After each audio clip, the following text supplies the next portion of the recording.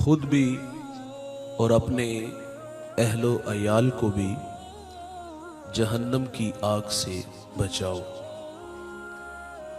جہنم اس کے غضب کی جا ہے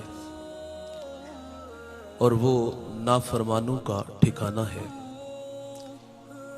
یہ دنیا کی آگ کا ایندھن لکڑیاں ہیں اور جہنم کی آگ کافروں اور پتھروں سے جلائی جاتی ہے۔ اس پہ فرشتے مقرر ہیں اور وہ کسی پہ رحم نہیں کریں گے کیونکہ وہ اللہ کے حکم کے پابند ہیں۔ روایت کے لفظ ہیں، اگر جہنمی کو جہنم کی آگ سے نکال کے دنیا کی آگ میں ڈال دیا جائے تو فرمایا وہ چین کی نیند سو جائے۔ جلتے چراغ پہ ایک خوب روح جوان نے ہاتھ بڑھایا اور جھٹکے میں ہی کھینچ لیا۔ سامنے حسن سج کے سامنے کھڑا تھا، اس کو خطاب کرتے ہوئے کہا کہ میں اس آگ کو نہیں سہ سکتا تو اس آگ کا مقابلہ کیسے کروں گا؟ چٹی چادر پھمنا والی داغ نہ لامی جڑیاں، حشر دیاڑے پھر نہ آکھی حال ربا کی بڑیاں۔ کہا اس رسوائی سے خود بھی بچ اور مجھے بھی بچا۔ جہنم کی آگ صاحب تارکول کی طرح ہوگی، لوک کی طرح ہوگی۔ یہ دنیا کی آگ کی عادت ہے، یہ تھوڑی دیر کے لیے آتی ہے اور جلا کے خاک کا ڈھیر بناتی ہے، لیکن وہ تو جسموں کے ساتھ ہی چسپاں ہو جائے گی، اتنی سخت آگ ہے۔ ایک بڑھیا کسی صاحب نظر کے بارگاہ میں حاضر ہوئی اور عرض کرتی ہے، حضور والا میرے بچے بڑے نالائق ہیں، صبح نماز کے لیے اٹھاتی ہوں لیکن وہ صبح بیدار نہیں ہوتے، خواب خرگوش کے مزے لیتے ہیں، اور میں ان کی آخرت کے معاملے میں بڑی فکر مند ہوں۔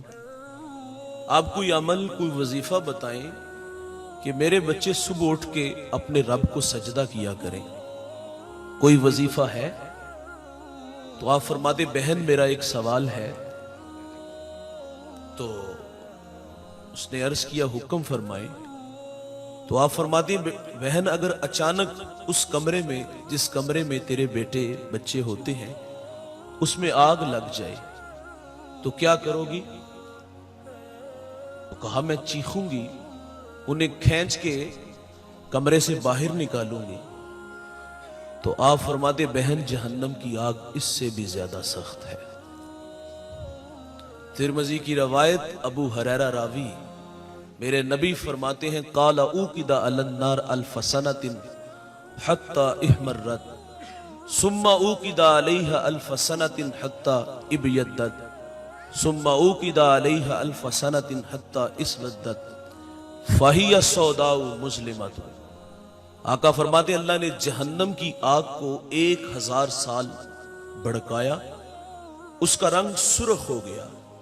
یہ دنیا کی آگ جلتی ہے تو روشنی بانٹتی ہے، وہ بھی بڑکی تو سرخ ہوئی، پھر 1000 سال بڑکایا گیا تو اس کا رنگ سفید ہو گیا، پھر بڑکی تو اس کا رنگ سیاہ ہوا۔ میرے نبی فرماتے ہیں جہنم کی آگ کا رنگ آج بھی سیاہ کا سیاہ ہے۔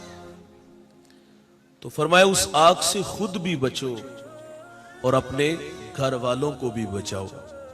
حضرت عمر رضی اللہ تعالیٰ عنہ عرض کرتے ہیں آقا ہم خود تو اس سے بچنے کی کوشش کرتے ہیں تو اپنے اہل و عیال کو کیسے اس آگ سے بچائیں؟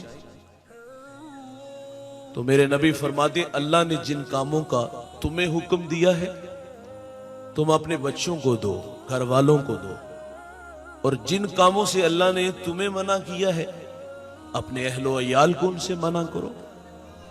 آپ نماز پڑھنے جاتے ہو تو بچوں کو ساتھ لے جاؤ، آپ راتوں کو اٹھ اٹھ کے قرآن پڑھتے ہو تو اپنے بچوں کو بھی پڑھاؤ، آپ دکھیوں کے کام آتے ہو تو یہ عادت اپنے بچوں کو بھی ڈالو۔ آپ کسی کا سہارا بنتے ہو تو یہ عادت اپنے گھر والوں کو بھی ڈالو. تو ہم